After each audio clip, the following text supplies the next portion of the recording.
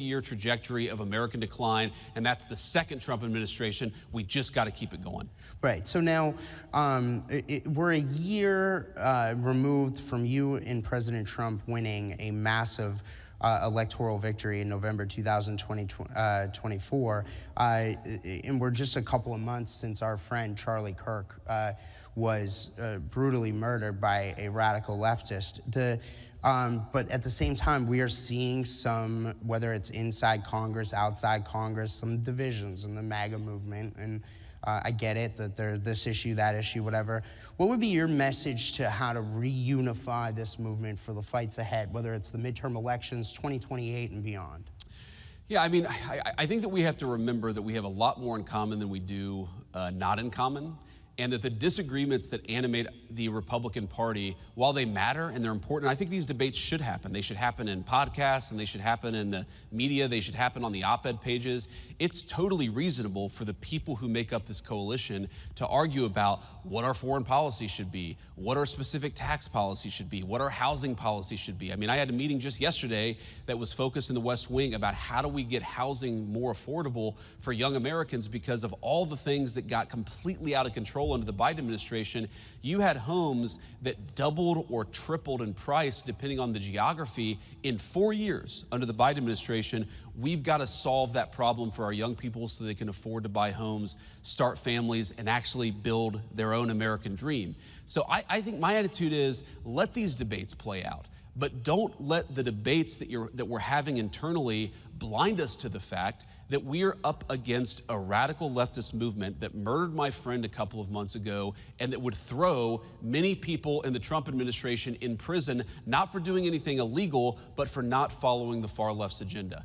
That is the real opponent here. A political movement in this country that has no animating principle, that has no agenda for the American people. Their sole obsession is to take down Donald Trump and anybody who helped Donald Trump govern. Focus on the enemy, have our debates, but focus on the enemy so that we can win victories that matter for the American people. That's my message. Right. So now, one of the things that powered your guys' victory, I think, a year ago was a political realignment in this country where we're seeing working class people shift to the Republican side. And the Democrats, frankly, are becoming the party of the rich. There was a new report that our partners here that put on this event, CGCN, published a couple of weeks ago called Class Dismissed 2.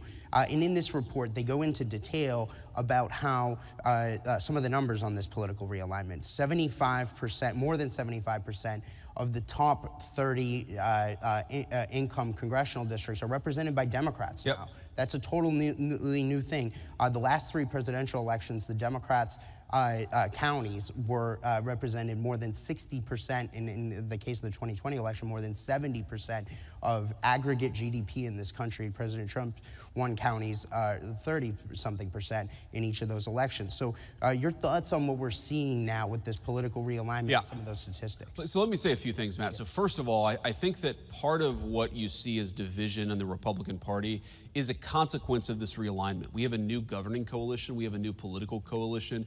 We have people who didn't used to vote Republican, and frankly, they have different preferences sometimes on certain issues than maybe the Ronald Reagan or George W. Bush Republican Party did. I think the Donald Trump Party is a fundamentally new phenomenon in American politics. I think that it can govern the country successfully for the next generation, but some of those divisions you talk about are just the natural outgrowth of the fact that we've got a lot of working class voters who frankly don't care what was Republican orthodoxy 25 years ago, and so they're pushing the party in a different direction. And again, I think that debate is natural and normal, and it's something that we should frankly lean into, recognizing that the far left is really the problem that we have to confront in this country. The second thing that I'll say about it, Matt, is I think it's a great thing. You know, and I'm biased. Obviously, I grew up in a working class family. I was raised by the kind of people who were blue dog Democrats, socially conservative Democrats in the 80s and 90s, and have turned hard towards Donald Trump's Republican Party. These are the people who built America's greatest icons, who built America's greatest buildings, who drive our food into the grocery store every day. They are the human beings who actually make this country run. I'm proud of them, and I want to keep the Trump coalition together. That's one of the things that we have to do in 2026. And this is my third point, and this is tough, because one of the things that was true of the Democratic coalition in, say, the 1990s is that because the Democratic coalition in the 90s was more upscale, they showed up, the Republican coalition in the 1990s was more upscale, they showed up in midterms. So Republicans tended to do a little bit better in midterm elections in the 1990s than, say, Republicans do today.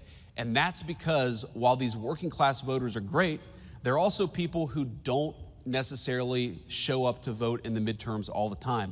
We've got to motivate them. We've got to get them out to vote. I think it's one of the lessons that we learned in Virginia and New Jersey is that when Donald Trump is not on the ballot, you've got to give people something to actually believe in, something to be inspired by to get out there and vote. They're not going to vote just because you have an R next to your name. You've got to speak to this new working class coalition.